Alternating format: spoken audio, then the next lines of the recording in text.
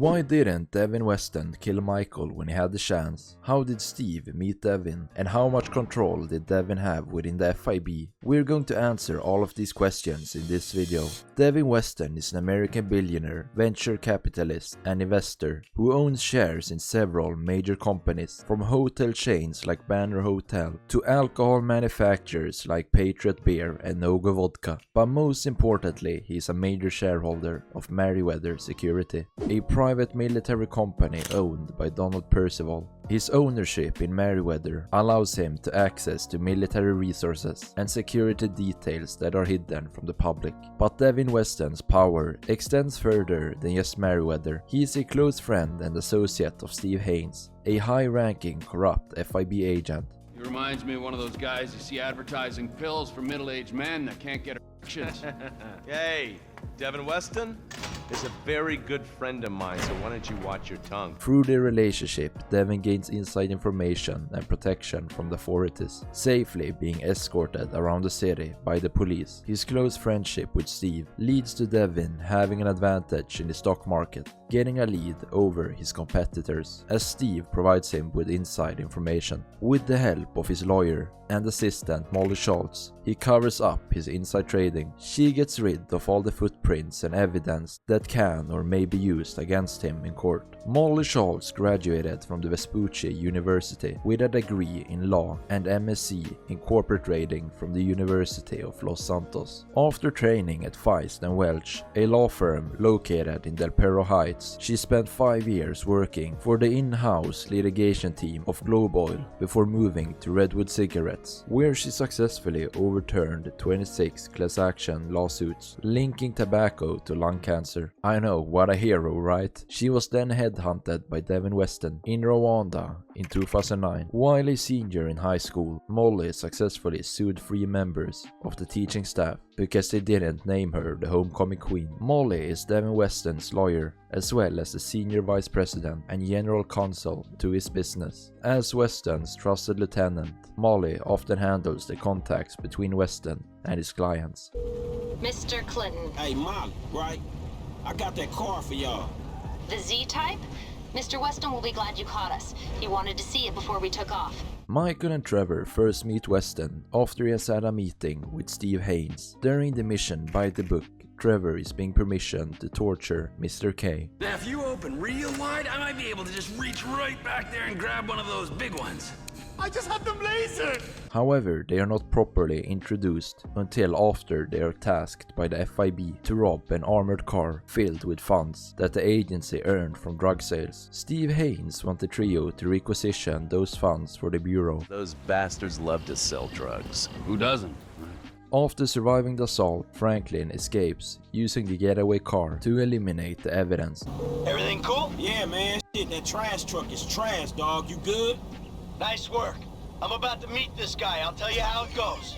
He checks in with Michael, who delivers the bonds to a drop-off point. There Michael meets Devin Weston. Weston offers a new job, stealing 5 luxury cars. Michael initially refuses, but changes his mind when Weston promises to connect him with the film producer Solomon Richards, appealing to Michael's dream of becoming a producer. Name your poison, man.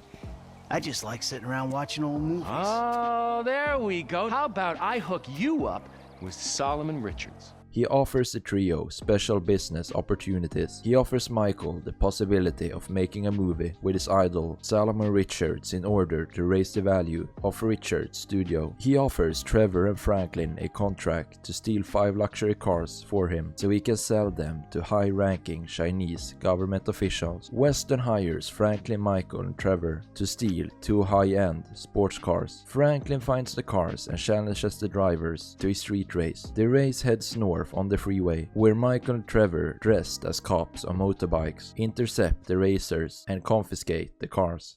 Speak. Ah, the lady from before. Devin's assistant. Good to be working with you. It's Molly Schultz, Senior Vice President and General Counsel to Mr. Weston's holding company. And if you think it's good to be working with common thieves, well, you're very mistaken. Have you got the cars? Wow, the whole resume. Yeah, we got the cars.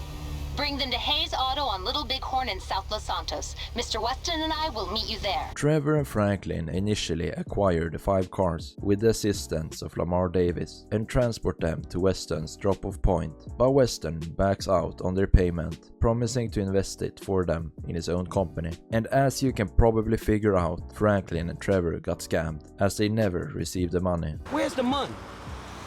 Mr. Weston is one of the most brilliant investors the world has ever known. He's obviously a maverick, but he's also rigorous in his research. Yeah, he may be brilliant. Look, let me be the first to tell you. He ain't gonna fall in love with your ass. Right after Devin attempts to shut down the production of Michael and Solomon's movie so that he can claim an insurance payout since the studio has achieved its peak value. Since the insurance policy requires the inability to complete the film, he has his lawyer Molly Schultz to take the copy of the film with her and keep it stashed until Weston wants to destroy it. What are you talking about? Look, the movie's nearly done, so if the plug's pulled now, the investors, meaning us, get a massive insurance payout. However, Michael discovers this and goes to the airport to recover the prints from Molly. But when she sees him coming, she becomes terrified and attempts to flee, only to accidentally end up getting killed when she is sucked into a plane's turbines. Enraged by Molly's death, Weston sends a platoon of Merryweather soldiers to Michael's home in an attempt to murder his wife and daughter. And when Michael finds out about this, he comes to their rescue. The trio comes to the conclusion that they can't stay in Los Santos as long as Devin is alive, because of the amount of power he has. So they reunite together to end this madness for good. We know your opinions on the matter, Devin. Keep your problems the fuck out of America, huh? In this instance, when he puts it like that, it makes sense. Of course it does. Hey, Devin. Goodbye, my old friend. Thanks for all the advice. Bye-bye.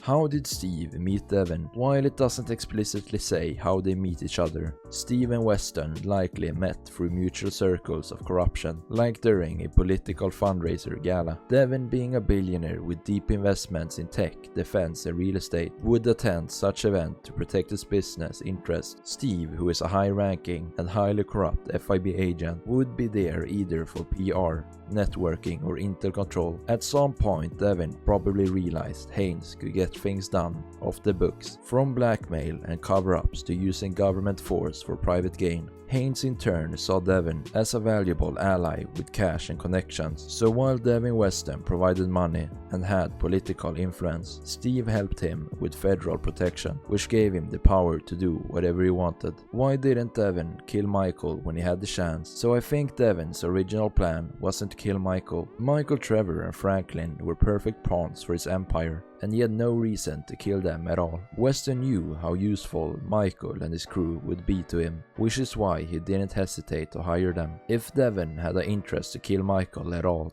he would do it at the moment they met for insulting him. No, I don't want just some dude. I want you. I want your crew. I want pros on this. Yeah, I don't give a fuck what you want, pencil neck.